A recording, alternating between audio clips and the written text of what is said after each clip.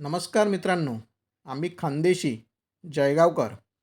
कितीही कडक उन्हाळा असू दे, 42, 43, 44 डिग्री तापमान, पण उन्हाळ्यामध्ये पापड, कुरडया, बिबड्या हे बनवल्याशिवाय आमच्या लोकांना चैनच पडत नाही. आणि जावयाला त्यात बिबड्या हा पदार्थ खूप आवडतो. म्हणून आमच्या सासूबाई आज सकाळी 5:30 वाजल्यापासूनच त्यांची टीम घेऊन कामाला लागल्या बरं का. या आमच्या आत्या त्यांना मदत करताय. खूप मेहनत लागते बिबड्या बनवताना.